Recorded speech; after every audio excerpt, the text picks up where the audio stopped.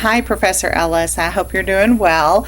I wanted to take a moment just to show you how easy it is to link your Blackboard course with the Pearson resources. The benefit is essentially this creates a seamless experience for your students and for yourself to access the resources that Pearson offers for your course. So basically, the first thing that we need to do is to go into Blackboard, which we're in right now, and we're going to go into your course. So you click on your Blackboard course, and then once you're in your Blackboard course, it's a very simple process to pair Pearson and the Blackboard course together. So all you do is go under Course Tools, you'll scroll down and you'll see the Pearson MyLab Mastering block, and you click on that. Now, one of the things that I just learned, and you may already know this, is that everything on the right-hand side is for the instructor and the left-hand side is for the students. So your students won't see anything over on the right-hand side. So when you go in to the course tools, the first thing that you want to do is choose which MyLab Mastering product that you want to use. So we're going to go ahead and click on that. And it's going to, oh, it looks like you've already linked your Pearson account with the Blackboard course. So for new users, just as an FYI, you would take your Pearson, it would ask you to just log in with your Pearson username and password. But since you've already done that, then we're going to go in and create the course. Now, the thing to notice here is that you can either copy from one of your existing courses that you have from another section or another semester, or if in the case of you as the coordinator, you can create a main course, and then your adjuncts, when they can come in, put in your course ID, and then they'll be able to just copy your course. So that way, if you want to make sure that everybody's meeting the same course outcomes, learning objectives, you can have the assignments, they'll just copy those over. The other thing that you can do is to go in and pick a brand new book and create the course from there. So since you guys are going with the new edition of Cicerelli, let's just go ahead and we'll set up a new course for you. And here is the new edition, MySciClab Cicerelli 4th edition, fall of 14. So you just want to make sure that the one that you pick is the correct one.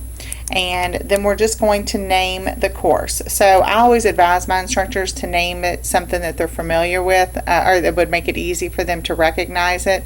So if you do want to copy it over, then you have, but this is just for your information, because as I mentioned before, the students, it's all going to be linked, and I'll get to that in just a little bit. So let's just call this for the demo purposes, MySciClab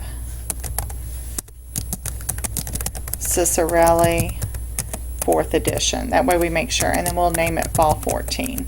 So that way you can remember which course.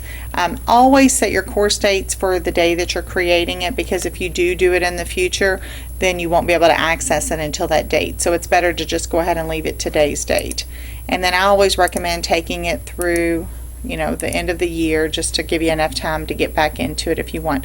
You can always go in and edit the date, so nothing is ever 100%, but just to make it simpler. And then always allow other instructors to copy for the reasons that I mentioned before. Hit continue, and there you go. So you are done. Now that we have that taken care of, what we're going to do is create a tool link over here on your left-hand nav bar, so you and the students can access the resources very quickly. And to do that, you just go to the plus sign, click on Tool Link, name it MySciClab. You want to make sure that you choose the type as Pearson. Make it available.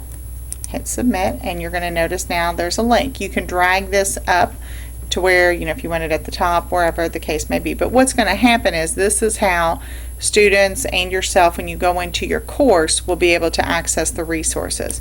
So you'll click on MySciClab, and now you'll notice over here on the left side, as I mentioned, this is all that the students are going to see is the course home. And then over here on the right hand side, you have access to the resources for MySciClab. Students will not see this. So students will come in, they'll click on the course home, And the reason why we're getting this error message is just that the course hasn't been created yet. So just keep in mind that once the course is created, you'll be able to click on this and go straight into My Psych Lab. So I'll get back to that in a minute. Sometimes it can take a little while for it to load. And the other thing, just to kind of walk you through for students, their registration process is basically exactly what you just did, with the exception of, instead of creating the course, they're going to put in their access code or buy access. So let's just go back to the home here, back to your courses page.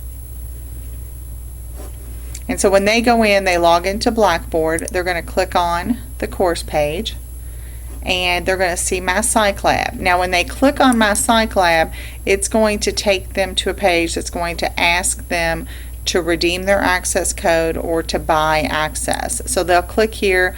Of course, it's still not ready yet. They're going to have to create an account and either put in their access code or buy access. And I do have some documentation that will walk students through that process so that you can post that on your announcements page.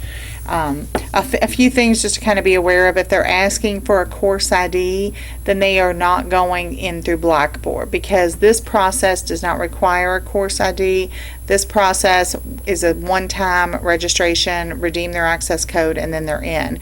If they're asking for a course ID, then they're going in through the National My Psych Lab. And just to kind of show you a couple things, it is good to know the My Psych Lab homepage, because there are a lot of features available on here.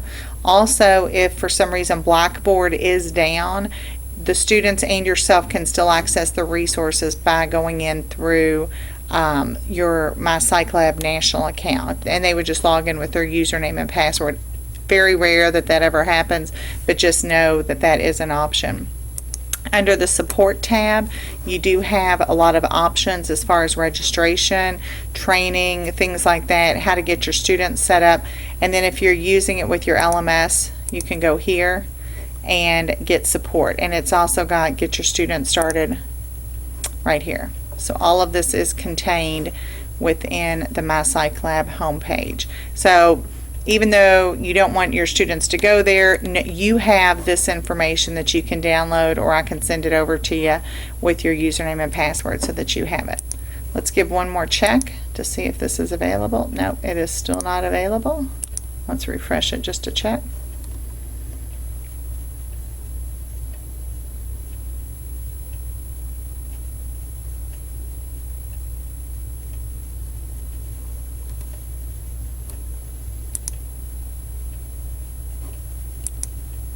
Yeah, it's just going to take a little bit longer tonight. So, but now that you know, when you do click on it, it will take you into the My Psych Lab that you're used to seeing. So, just to reiterate how you go in, you log into Blackboard, you go into your course, you're going to click on My Psych Lab, click on the course home, and you'll be in. If you have any questions, let me know, or refer to the My Psych Lab course homepage under support, and that has a ton of information there as well to help you if you get stuck.